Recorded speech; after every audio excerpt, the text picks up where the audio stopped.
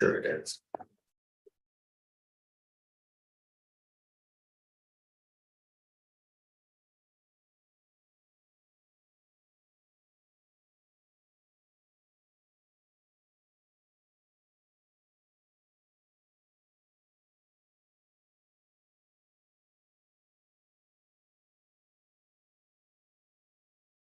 Happy Monday. Welcome to Word on Wealth. Today's Medicare Day. You're going to get all of your Medicare answers right here because I've got Jim Robeson in the studio with us. Jim, how you doing? Good. Good to be back in studio. Yes, good to have you here. Jim's our Medicare answer guy. So I will just tell you, nobody understands Medicare except for Jim. When my brother was kind of getting to the age of Medicare, I went, just ask Jim. And that's where I got my answers for him. So Jim's been helpful to my people. And if somebody wants to know what about Medicare, what questions you have, he's really good about answering questions. You may think, oh, that's a simple question, or that's a silly question. None of that. You just call Jim.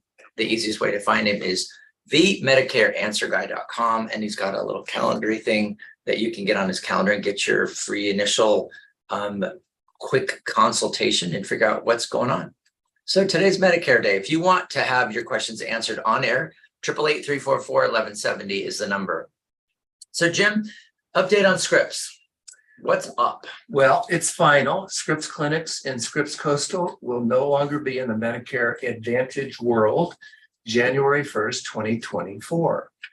They will not be on any Medicare Advantage HMO plans. And by now, our listeners, if you're a part of a Medicare Advantage plan, whether it's SCAN, Blue Shield, United Healthcare, Alignment, Anthem, you've gotten a letter, you've gotten an email stating that you have to go find another doctor. To me, I'm laughing because it's like, okay, there's really a big deal when you mess with people's Social Security, you mess with their insurance, you mess with their Medicare, and then here we have this announcement by one of the leading providers to 40,000 people saying, sorry, we can't help you any longer. And then now people are kind of like, well, wait a minute, that was easy. I got Medicare, got my Advantage plan. I didn't have to do a whole lot. I didn't have to think a whole lot. And now all of a sudden they're saying, sorry, go figure something else out. So I want to ask you, how do people kind of get into that predicament where all of a sudden their provider just kind of pulls the rug out from under them and says, okay, we're going to exercise your options for you, or you can do, like, how does that happen? And then I want to really go into what options people have and kind of the best way to go.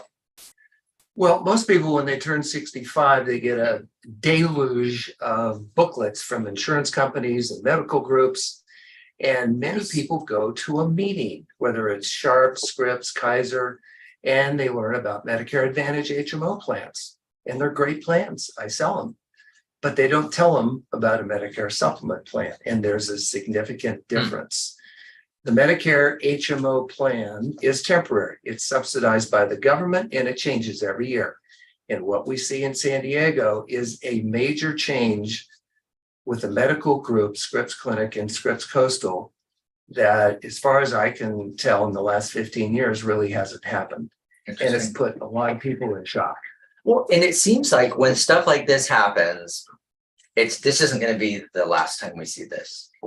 That's correct. And the reason, Gary, is these plans, Medicare Advantage plans, are subsidized by the government. Oh, wait, that's the organization now that is like a quadrillion dollars behind. Exactly. And it keeps going up. So you're really at the whim of the government and the subsidy. Now, again, I want to emphasize, I'm not recommending one or the other. What I'm trying to do is educate, because a lot of people don't understand how they work. So a Medicare Advantage plan is a great plan. It's got zero copays and lots of doctor options. But what you're going to see as the subsidies start to level out and maybe go down, then insurance companies have to make a decision. I mean, they negotiate with the medical group, and this is exactly what happened to Scripps. Mm-hmm. Scripps decided we cannot continue to be in the Medicare Advantage world and make a profit and stay in business. So they pulled out. And I see that not only in this industry, but in like any industry that involves insurance and people trying to figure out how to make a profit, which is our world, right? Yeah. And I'm seeing that in a lot of industries. I mean, I'm seeing it in homeowners insurance, I'm seeing it with car insurance, umbrella policies are just taking a big beating. So this isn't a new thing that happens. It's just shocking when, it's now happening to people that need that kind of thing and that kind of coverage. And it's unfortunate, Gary, because I've talked to a number of people who are in the middle of cancer treatment and a whole host of things, and they don't want to leave their scripts, doctor. So you can actually, because if you're not on, I mean, if you just have the insurance coverage and you go, okay, you got to find a new doctor, whatever. I think for some people, it's like, oh well, I guess but if somebody is in the middle of some long treatment, cancer treatment, some therapy, something like that, and this happens and they're with Scripps Coastal, they don't get that doctor anymore? Well, they have a couple of choices. Number one, if they change to a different Medicare Advantage plan with a different doctor group, Medicare says you have continuity of care. So for a period of days, I think it's 90 days, the new medical group will continue your care. But it's pretty scary if you've been with a doctor for 20 years and all of a sudden you don't know who this doctor is. It's a different doctor though. Right. So you lose your doctor, the one that's been kind of dealing with you for all this time. That's really terrifying. Yeah. Or you enroll in a Medicare supplement permanent plan with a premium, which allows you to go to any doctor, any hospital, any clinic, anywhere in the United States without a referral. That's the solution. Whether or not somebody can afford it is another question. Okay. So, and I want to really go into that because the Advantage plans, I know they change, and obviously big changes with Scripps Coastal and Scripps Clinic. I don't know. I always kind of see that's the handwriting on the wall. That's our shot across the bow, handwriting on the wall. That's the warning shot. Like, we better rethink how we're going to get our healthcare as we get older. And you don't want to be in a position if you're in the middle of treatment, or I mean, in my world, if you are incapacitated, and then you don't have it, you can't make choices, period. So they're going to have to be made for you. And I don't like that. Well, I have a number of clients and people calling me, they're the authorized representative. So now they have to make the decision for, a mother, a father, a brother, a sister, and that becomes difficult. All right, Jim, we're glad you're here on The Word on Wealth today. We got the Medicare Answer Guy right here in studio. To get a hold of him, it's the MedicareAnswerGuy.com, themedicareanswerguy.com. You can get on his calendar. You can ask him his questions. And if you want to ask him a question here on the air, we've got lines open, 888-344-1170. We are going to, I'm asking Jim questions specifically about the Medicare supplement plan, because we talked about it a couple of weeks ago, but I want to really dive into kind of what our options and what are the advantages of it, kind of how do we kind of estimate the cost and things like that. So that's what we're going to be talking about here on The Word on Wealth with Gary Quackenbush and Jim Robeson, the Medicare Answer Guy.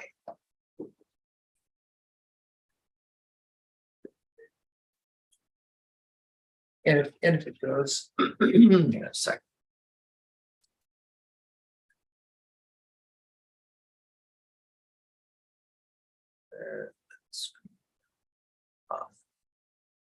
There we go. So we don't need to go there. I leave the sound on. So it's good now. It goes live. We don't need to go into PDP. We can finish on that. We can do PDP in a couple of weeks. The second segment. PDP, that's the prescription drugs, which is totally different. Okay. So if we need to finish up on that, let's do that. Okay. And we can tease it maybe. Yeah, in a couple of weeks, we can do that. Okay. So I've got, and what was the other thing? Is today's the 16th, 30th. Yeah, I'll be here on the 30th. And not next week. It'll be good. So we have about 3 commercials and then we'll be back on. Okay. So can we'll keep going on the first segment. Okay. Because I really want to nail down those options. Yeah. Because most people at this point, unless they have a broker, they don't know what they are. Okay. And so I'm going to ask you this, and you don't have to answer now because it's probably be a good one, is if you're on an Advantage plan and you have your doctor and you now just got notification you're getting kicked off, can you then get a supplement plan and have that same doctor that you had before? Yep. Okay. That's a big deal. Because Advantage, it's captivated. Yeah. With supplement, it's fee for service and they get paid more. Okay. plain and simple. It's just a matter of how much do I need my scripts doctor? And am I willing to pay the premium? Okay. Well, let's answer that on air. That's a good one. And if I ever ask you a question that the answer is like, wait, I don't want to hear, you can just doubt around it. Usually it's on my Friday shows when I get tough with people. I go, that doesn't make any sense to me. They go, what? How does that apply to you? I think we're on now. Are they doing more commercials than last year? I mean, It's because there are more people. Thank goodness. Last year was brutal. Oh, God. The Ken Pecos commercial.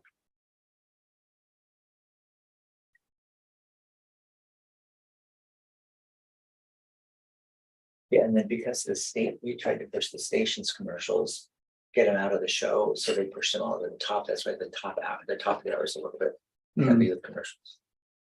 And I still struggle with this whole radio thing and getting not very complete answers, and then I find out later. I go, what? Oh, I didn't tell you. you mean from Steve? No, usually from Tom. Yeah. Yeah, I virtually carried the show, for the last 18 months. Are you looking for more people? Not now. It's almost at the end of my second year, and I finally have people that are actually in the show. Good. But yeah. Okay, now we block this.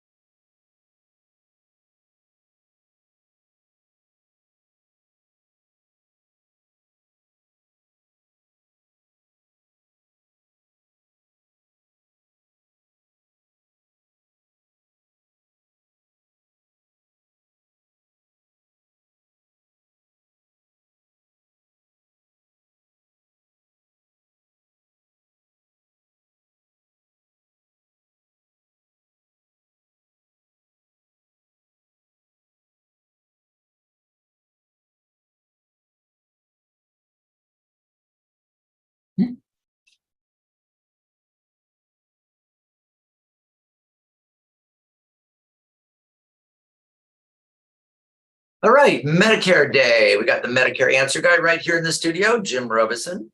To contact him, and you need to, if you have any questions about Medicare, because you're on it, you're going to be on it, you're within 90 days of your birthday, 65th birthday, just call Jim, go to his website, themedicareanswerguy.com, and you can get your questions answered, or call this show, 888-344-1170.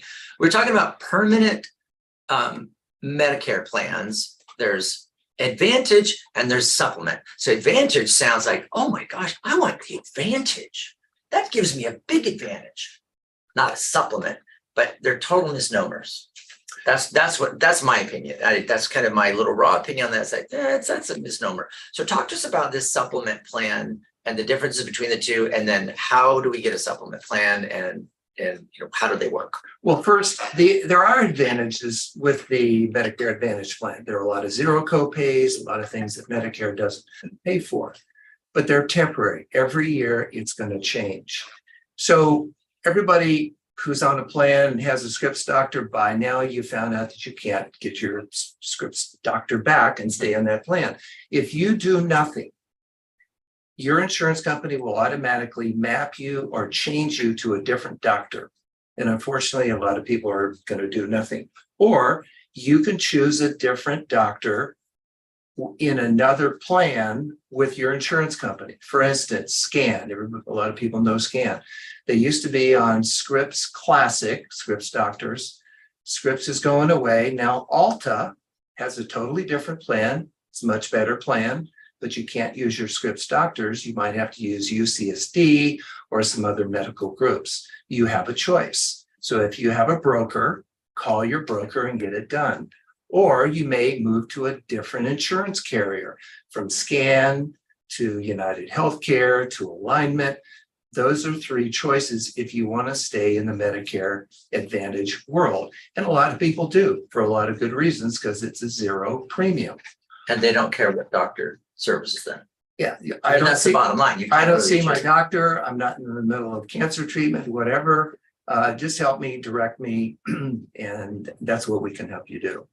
Or if you want to make your plan permanent, and what I mean by that is, if you absolutely have to keep your Scripps doctor, and a lot of people do, then the only solution that I'm recommending is a Medicare supplement plan where you can go see any doctor, any hospital, any clinic, which includes your Scripps clinic, Scripps Coastal doctor. Okay, so if I've just got the notice that says, sorry, you can't use the Scripps Coastal Scripps clinic doctor anymore, I could then call you, get a supplement plan, and still have my doctor. Exactly. Okay. And there's a premium that's involved, and you got to do all that calculation and stuff, but that's the way to keep your doctor. I mean, with me, it's not all about me. I know my wife always says, Gary, it's not all about you. But the thing is, the older I get, the more I actually think I need to, and the more I end up seeing my doctor. And what drives me nuts is when my doctors decide to retire. So I always want doctors younger than me. But now my doctor, I go in and they've got all the medical records and everything. And I go in and he goes, oh, let's see, last year and 6 months ago, because you did something, you crashed here, you crashed here, whatever. But it's like, it's interesting how even over a period of years, the doctor kind of gets you and understands you, and you don't have to restart. And I remember with my dad, he had problems where they switched his doctor out, and for him it was like a nightmare for a year, because he had lung and heart issues and some other stuff going on, osteoporosis and things. And it was like he had this team of doctors, and when they would switch one out, he would all of a sudden get new medications, and he'd be back in the hospital because they switched his medications because, well, this is the new thing. He's going to, yeah, but I can't do that. It was really, really sad. But once he got to where he could stick with the same doctor, it was very consistent. It made a world of difference to him. Yeah. You know, there's no guarantee that your doctor might not retire or whatever if you're on a supplement. But the key is you're in control. You're not at the whim of the government and their subsidies. That's the bottom line. And for me, and a lot of people, I'm willing to pay a premium. I asked a guy the other day, well, if you go back, let's say you go back to Medicare and you don't have anything, you'll owe 20%, but you still can see your doctor. I said, okay, can you write a check for $50,000? Well, yeah. Can you write a check for $100,000? Yeah. Well, why don't you get on a Medicare Advantage plan? You can still see your Scripps doctor. You'll just have to write him a check for a couple of $100. You never go see the doctor anyway. So there's a lot of different options here. And that's what we try to figure that out, try to understand your story in order to kind of redirect you and provide some solutions. Okay. And so talk to us a little bit about somebody's on an Advantage plan. They just got the notice from Scripps. How much time does it take to kind of get to see you? How much time do? They talk to you, and kind of what is the process that you're going through to help them understand their options? Once we have an appointment, I try to understand your story, try to figure out which direction you want to go. Open enrollment goes from October 15th, which was yesterday, to December 7th. Here's the challenge. If you're going to stay with a Medicare Advantage plan, and you're going to change a company and a doctor, literally there are 30,000 other people that are going to want to do the same thing in the next 7 weeks. And so the sooner you do this, the sooner you can choose a plan with a new doctor who hopefully won't shut down and say, we're not accepting new patients anymore. And that's happening more and more and more. So, but as soon as we enroll you online and you choose your doctor who's accepting patients, new patients, then it'll start January 1st, 2024. You'll get an ID card. You can make an appointment and start to establish that relationship. Okay. So don't wait until December 7th. Yeah. Well, I can't imagine that. So now your tax season ends and your season starts. This is kind of your busy time. So they go to themedicareanswerguy.com, and then there's a little thing that says schedule an appointment with you. It says contact. That's my calendar. Okay. All right. That makes it easy, because I was doing that the other day, just kind of playing with it. I was trying to make sure everything actually works, and your website does work. Good job. Okay. Let's talk about the premiums. Are they private pay premiums? I mean, are the premiums just like based on age and health conditions, or I don't. The premiums are based on your age and where you live. Okay. And the premiums go up every year. So if you're 85, the premium's probably going to be about $350. That's all? Yeah. Oh. And it's from a guy that pays almost $2,500 a month for health insurance. Right. And the plan G, as in great, 100% coverage in the hospital, 100% coverage outside the hospital after you pay a one-time deductible. Next year, it's $234. Once you pay that, everything's covered. You'll never get a bill, and you can go anywhere you want. Just pay your premium. Either pay me now with a premium, or pay me later and wait to see your Advantage plan change and your doctors leave and the premiums go up and the copays go away. It's those temporary plans are based on the whims of the government because they're subsidizing them. Are they a good deal? Absolutely. For 2/3 of the people in America, they're making less than $50,000, $60,000. They really don't have a choice, but just know they're temporary. And hopefully you can have a broker who can explain, and if things change, they can help you navigate that. And that's what we do. Now, let's say, and I know the one thing we do want to talk about in a couple of weeks on our show, we're going to be talking about the subscription plan, the Prescription drug. Prescription drug plan. That's why we have Jim here, so he can straighten me out. So we're going to be talking about that in a couple of weeks. And so of course you're going to be listening to the show then. But I wanted to ask just a couple. So let's say like somebody's on Kaiser. I know there's a bunch of different plans, but somebody's on Kaiser, they turn 65, they've been paying premiums as a self-employed person, and now 65, there's a huge change in what happens. Do Kaiser people stay with Kaiser on Kaiser plan, or do they go to a Advantage plan or a supplement plan? Well, Kaiser only offers Advantage plans. So if you've been with Kaiser, for years and years and years, they don't use brokers. So if you're on a Kaiser plan now and you're turning 65, you just call customer service at Kaiser and say, I'm turning 65 in a couple of months, and they'll handle it for you. Zero premium, zero copays. It works the same way. Okay. And if you're with anybody, like if you've been dealing with Scripps or UCSD or any of the other plans so far, just when they're 65, they may have been paying a premium, or they may have an employer kind of subsidized premium at 65. Really, the whole thing changes from that point. Dramatically. So most people are working for an employer. They show up once a year for the annual meeting. HR takes care of the whole thing. They might pay 50% of the premium, but once they turn 65, HR says you're on your own. If you're going to retire, you can stay on our employer plan if you're going to continue to work. But if you're not, if you're getting ready to retire, you're pretty much on your own. And that's a scary thought. We help people from the beginning to the middle to the very end to help them get onto original Medicare, get their little red, white, and blue card, and help them navigate whether they want a permanent supplement plan or a temporary Advantage plan. So then it seems like whether you're working or not, I mean, you're into the business of educating people. If somebody is coming up on 65, really just to kind of get on your calendar, to get kind of in your line of sight, they should be getting an appointment saying, hey, Jim, this is what's happening. What should I be looking for? And you can give them options at that time. If you go to my website, the MedicareAnswerGuy.com, there's a link there to get subscribe to my newsletter, which is free. So if you're 6 months out, do that, or make an appointment. We'll have a conversation. I'll help you navigate getting onto Medicare, original Medicare, to get your red, white, and blue card. And we'll put you in the flow. Okay.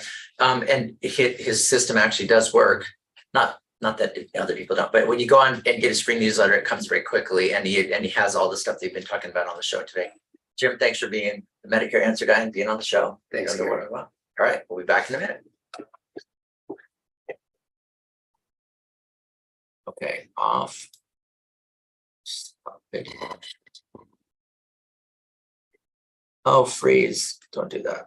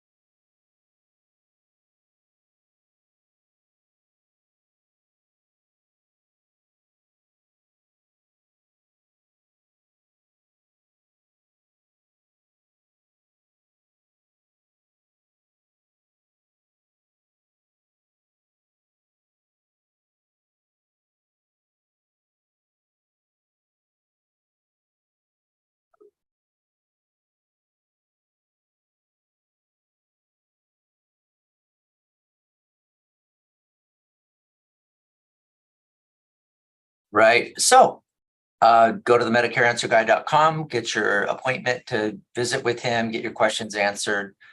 Don't mess with Medicare on your own, and don't respond to the TV ads that say that they will resolve your world. Jim will give the free initial consultation. You just have to tell him you are on. We listened to him and heard him as one of my people here on the Word on Wealth. It's one of my show partners, and you get your free consultation, and he will help you out and tell you what your options are. And that's the biz for Jim, which I highly recommend it. my clients that I referred to him been very happy. The estate planning documents you have to have in your estate plan. I want to talk about specifics. So going to estate planning basics, like what documents or paperwork you need in your estate plan, and by not having it, what are some of the issues and problems? So I think there's two different things that we've been seeing a lot lately, and that is estate plans that really aren't doing their job. When do you figure out that your estate plan doesn't do its job? Answer: you have no idea. It's your children, your heirs and beneficiaries. They're the ones that are going to know that your estate plan is not doing its job. That's why it's important to make sure it does what you want it to do now. Estate planning, if you're really good at it, it's not that hard. It's very technical. We try to make it as simple and easy as possible, but you want to make sure that your estate plan is going to do what you want it to do. If it doesn't, or if there's some confusion on what the trust really means or what it says or what should happen, then the successor trustee that is in charge of your living trust can then go to the probate court and file a petition basically to ask a judge for an interpretation of the law surrounding certain language. Okay. And so if the estate plan is messed up, the estate will be in probate court asking for instructions, asking for clarification. And if there's any, ambiguities in the trust, then that's when heirs tend to fight about things. And that's when you sometimes need to go to the probate court to get an interpretation of language. Or if somebody's not doing their job, you can go and get them kicked out or fired from their job as the successor trustee. And that's a different section of the probate code. That's the 17-200 petition. So there's those couple of petitions that we use not infrequently to find out what was meant by a particular provision or section in a living trust.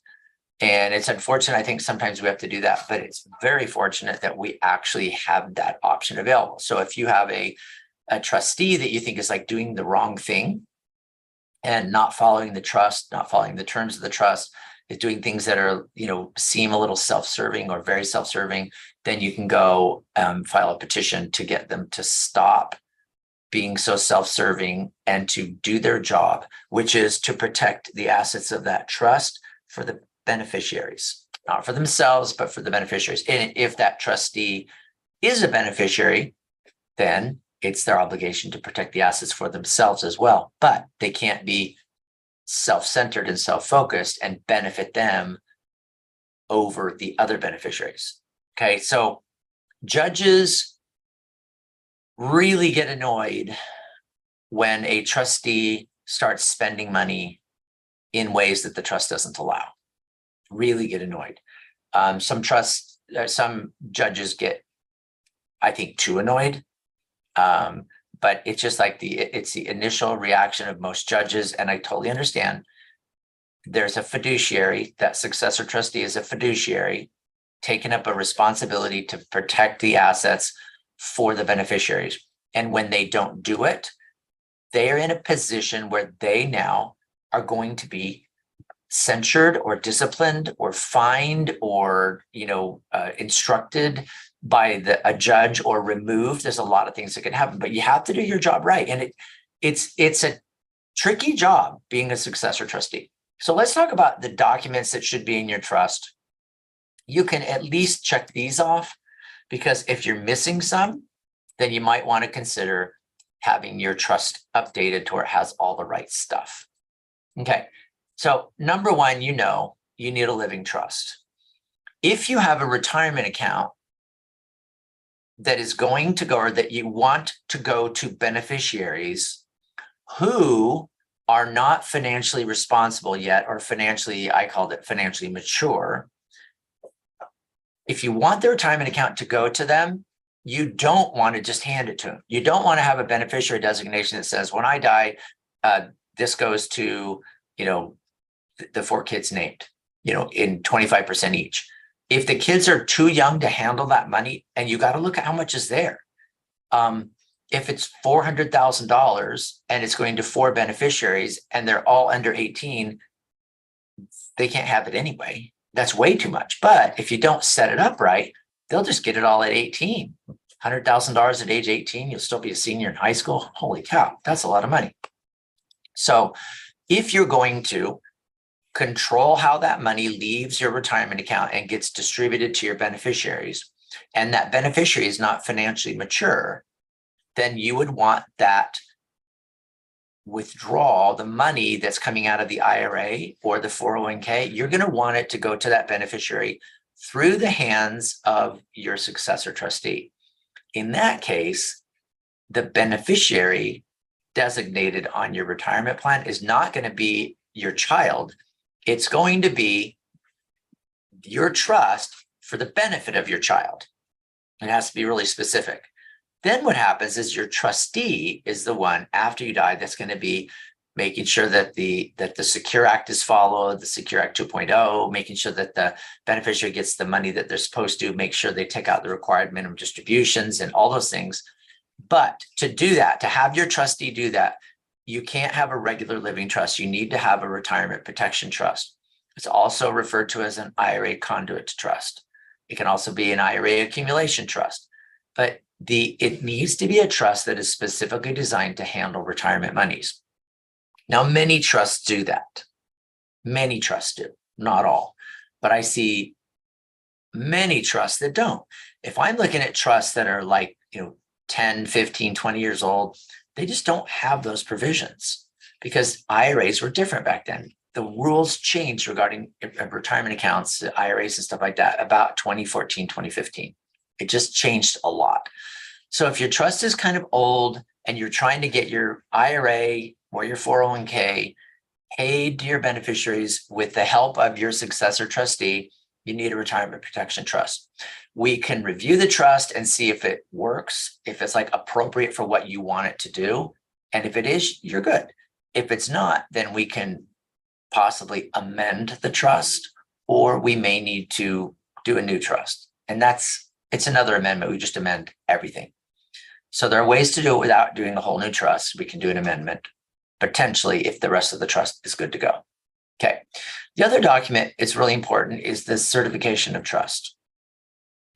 That's the document that the bank wants to see. The bank or the lending institution, they want to see the trust certification that shows that who are the trustees, who has the power to do things, can the trustees act independently, what's the tax ID number for the trust. That was what's in your trust certification. Also, it lays out with the trust document, part of it, it lays out what the trustee is authorized to do, what he or she has legal authority to do. Is it to borrow money? Is it to sell property? Is it to hold property, to rent it out, to invest money? All those things are outlined in the trust document, explaining what the trustee has the legal authority to do on behalf of the trust creators, you, okay? So that is part of the trust certification. You got to tell the lender, this is the trust certification, this says what my trust is going to do, and this is how we can do it. Okay. Next thing is a will. So you got living trust with the trust certification and a living will. I mean, a regular will, a last will and testament. So the last will and testament, when you have a trust, if it's going to work in conjunction with a trust, is called a pour over will.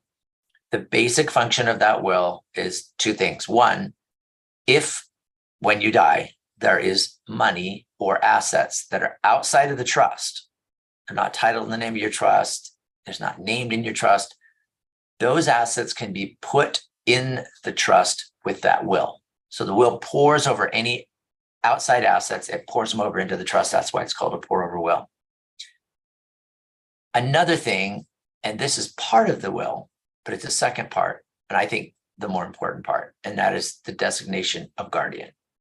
You need to name who's going to be, who you nominate to be the guardian of your trust. Okay, so that nomination is really going to be important because that nomination of guardian, should you die and have a minor child, then the guardian that you designated will have the authority then to go to court and get appointed to be the guardian. Okay, it also gives them kind of temporary powers initially. But the guardian designation, if you have a minor child, minor children, you have to have a guardian designation, or else the kids end up going to the Polinsky Children's Center or any other center that takes care of orphaned or foster children until somebody can petition to get them out and get them set up in a guardianship. All right, so will, super important. Living trust for the child protection, all that. We're going to be talking a bit more about that. Going to come up on power of attorneys next here on the Word on Wealth.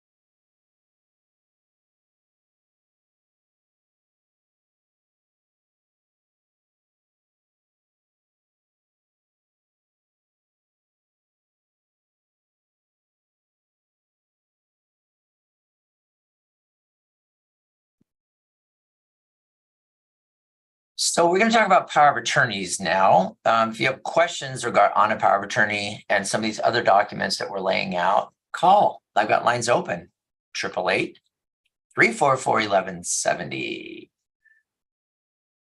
If you don't have all these documents, if these are not on your checklist, they need to be.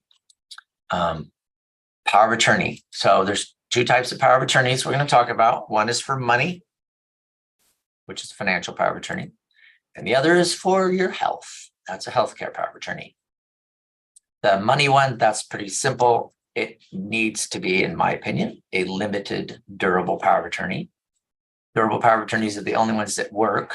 Most power of attorneys are durable because the banks don't want anything but a durable.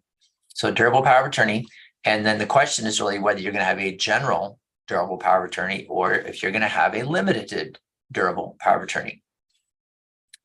And when that power of attorney becomes effective. Normally, when you have an estate plan, the ones that I will set up is you'll have a limited durable power of attorney. And it has limited function in that it allows your named power of attorney the authority to move money from money accounts, deposit accounts, checking, savings, investment accounts, and move them into the trust. And durable power of attorneys are only good while you're alive. If you're dead, power of attorneys don't work anymore. They just go away. So they don't work. So if you're incapacitated, the idea of the limited durable power of attorney is if you're incapacitated, then your spouse can then move money that wasn't put into the trust that should have probably been there already. Your spouse is just moving that money into the trust so that it can be then governed and controlled by your successor trustee. And initially that's your spouse.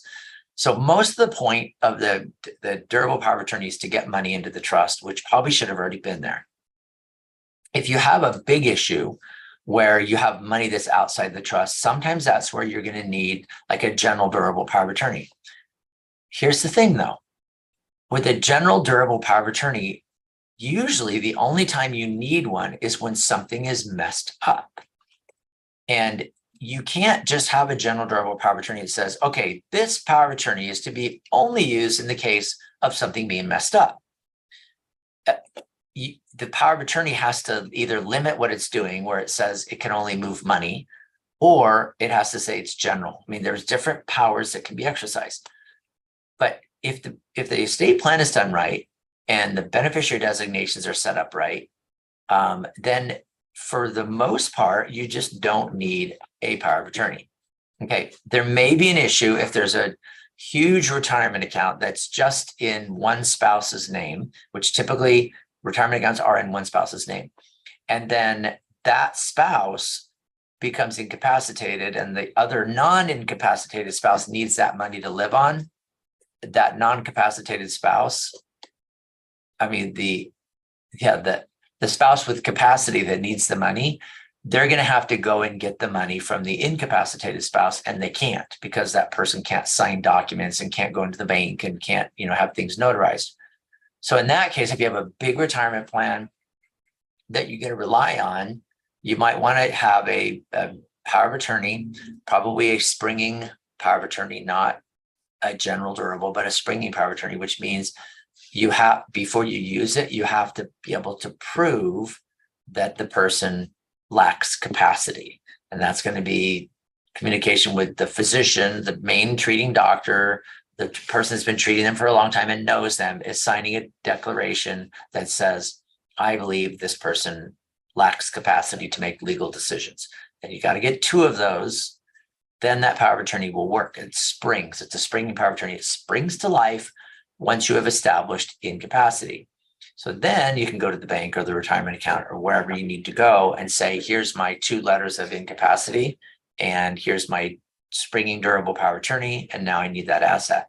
So the springing durable power of attorney really depends on where you are with your assets and how they're structured. If everything is joint, you don't really need one. If everything is in one person's name, and it's all huge, massive retirement accounts, you may think about it if that money is going to be necessary while you're still alive. Okay, so those are the things. Power of attorneys, it's something that needs to be in your trust, but are you going to do limited or general or springing or a combination? So that we're going to talk about. The next power of attorney is for healthcare. Now, this can be done at your doctor's office. If you have Kaiser, you can get it done at Kaiser. Some places want to let you do it online. Most places have you fill out a form. And depending on where you go, the Kaiser form is a lot longer than the one I've got because they are just a lot of decisions they want you to make. Under the American Medical Association, they want you to make decisions regarding life support, whether you are going to be on life support or not after you're in a coma or vegetative. They want you to make decisions regarding burial or cremation, regarding organ donation, regarding autopsy. And those desires, your statements of what you want, those all are in that document. And so it's a declaration saying this is the person that's in charge of me and my medical decisions when I can't. And here are the guidelines. And it's going to say exactly what they need to do. Okay. So the healthcare power of attorney, the medical healthcare power of attorney, is really a powerful document that allows someone to make medical decisions for you. The medical power of attorney does not work for money. The money power of attorney does not work for medical. Next item is deeds to hold your home in 2 different ways. You need to have your title say, if you're married, that it's held as community property with right of survivorship. And holding community property is really important because you want your community property in the trust. If you both die at the same time, then the community property passes to your heirs. If one of you dies first, then the community property is going to pass between spouses. But we want to make sure that when that happens, you get a full step up in basis of assets so you don't have taxation later. And what I do is I always convert properties. If it's marital property, jointly held, I convert that property to community property. And then I transfer it to the trust. So those are two separate transactions. We do them at the same time, but technically it's going from your joint tenancy to community property, the right of survivorship, and then it's going to go and be transferred to your living trust. So you have those two things that happen, and they need to both happen. You can't just transfer it from joint tenants or right of survivorship to the trust. You could, but then it's not in joint tenancy. I'm in community property, and I want it to be in community property because of the potential tax advantages later down the road. And it may not apply, but why would you mess with it? It doesn't cost any more money, just get it done right. Then you got, so we convert it to community property. Then you have the deed to transfer the house to the trust. House, and whether it's in California or any other state, we can work on getting that transferred. Next thing is your life insurance. Life insurance, unless you really don't need it because you've just got way too much money and you just don't want to increase your wealth at all, no life insurance. But life insurance for somebody that has a smaller estate and wants a larger estate to be here when they pass away, then you're going to want life insurance. And the life insurance, it would be one of the documents in your estate plan. It would be referred to in the estate plan, and it would say what happens to it.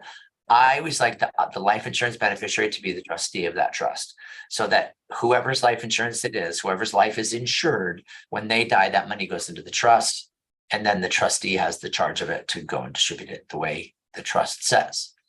That's why I like life insurance. And then and then the last document that we've been seeing is making sure that you have the healthcare power of attorney, but also sometimes you want to do some type of an explanation letter of what you want. It would be kind of your wishes letter, like kind of what you want for services and what you want for your last arrangements. I think those are the important things that you're going to want to make sure that you have. Okay. So going from the top, living trust, you want it to be a retirement protection trust, trust certification, will, guardian designation. Let's see. Transfer to community property, transfer the house to the trust, make sure your life insurance is in the trust, and make sure your healthcare directives are up to date. So those are the things you're going to need in your trust. Now, if you have something that's missing or something that you can't read properly because you have some drafting error, something like that in the trust, then you can always go to court and get an interpretation. The way I saw that was, it was several years ago, and it's kind of a fun case. It went on for quite a while, but it was kind of fun. Is the guy that was the guy that had passed away was like a total do-it-yourselfer. He's very capable, but the challenge was that he wanted the laws to be like he wanted the laws to be. He didn't want the laws to be what they really were. So his kind of attitude was, well, that's stupid. It shouldn't be that way. If I want to amend my trust, that's stupid that I have to go and actually do an amendment that says it's an amendment, identify the authority under which I'm making the amendment, and then state the amendment and then have it notarized. He said, that's just a waste of time. That's just stupid.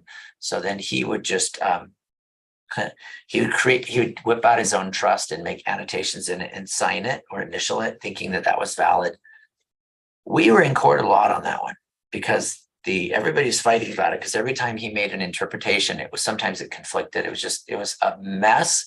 It was like a law student nightmare test type thing, but it was because this guy was basically writing things in his trust and crossing sections out and writing in new things by hand or substituting pages and signing it and initialing it. And it's like, that's not valid.